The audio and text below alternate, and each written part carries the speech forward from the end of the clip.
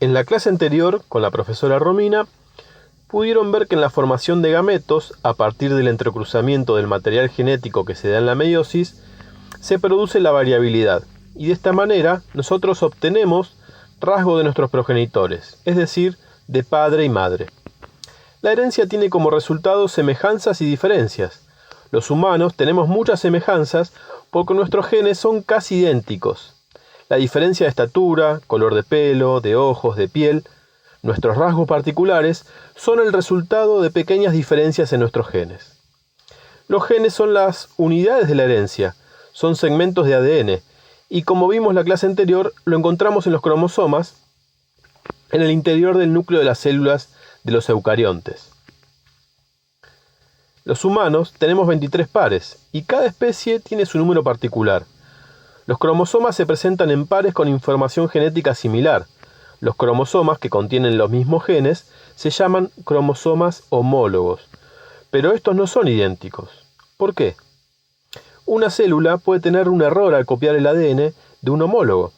Estas diferencias se pueden dar por diversos motivos, como un simple error de copia, o pueden ser inducidos por factores externos o ambientales, como el tabaco, como los rayos ultravioleta, que atraviesan el agujero de la capa de ozono, alterando nuestra secuencia de ADN al tener un prolongado contacto con el sol, sobre todo en personas con piel clara, pudiendo generar cáncer.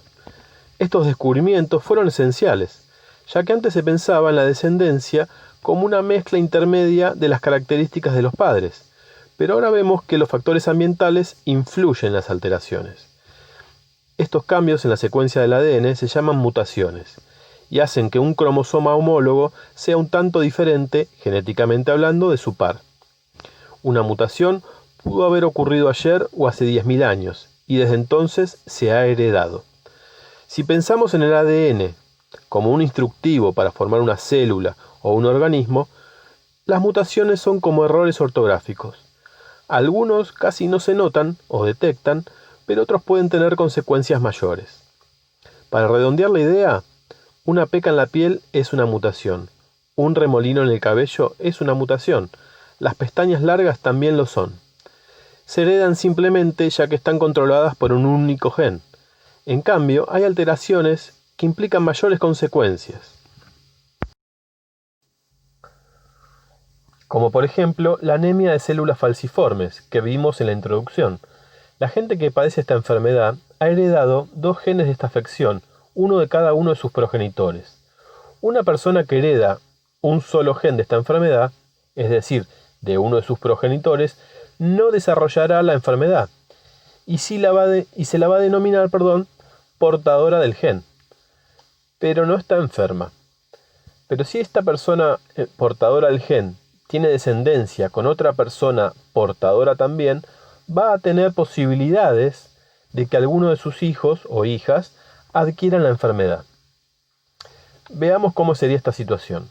Vamos a identificar a una persona sana con 2 A mayúsculas.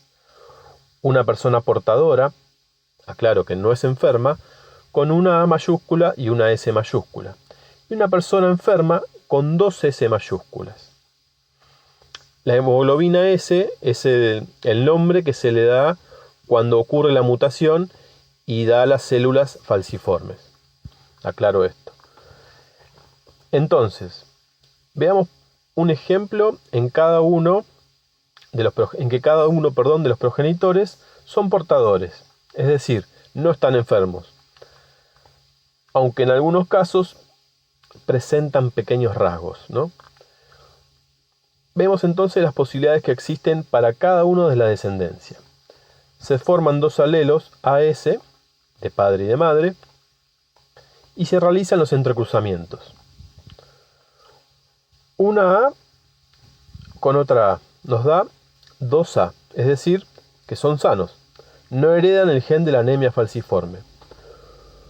Una S del padre con una A de la madre nos da SA, es decir, sano pero portador. Una A del padre con una S de la madre nos da AS, es decir, sano también pero portador. Y una S del padre y una S de la madre nos da 2 S, es decir, niños o niñas que pueden tener la enfermedad. No quiere decir que una pareja tenga 4 hijos o hijas y uno va a tener la enfermedad, sino que cada uno de la descendencia puede tenerle 25% de probabilidad de tener la enfermedad. Estamos viendo las probabilidades al nacer. La pareja puede tener un hijo, 2 o 3, y cada uno de ellos van a tener esas probabilidades. Esto quiere decir que son probabilidades de ser sanos, portadores o enfermos, siguiendo esos porcentajes. 25% puede ser enfermo, 25% puede ser sano y 50% pueden ser portadores. Bueno, como ya vimos, los cromosomas se encuentran en el núcleo de la célula y están conformados por genes. A la vez, los genes están formados por nucleótidos, que son las unidades de la herencia, y estos detallan las instrucciones para formar las proteínas de una célula. Podemos pensar en los genes como frases muy largas escritas con un alfabeto de nucleótidos en lugar de letras. Los alelos surgen como mutaciones que cambian ligeramente la escritura de estas frases de nucleótidos. Si ocurre una mutación en las células que se convierten en óvulos o espermatozoides, pueden pasar del progenitor a su descendencia.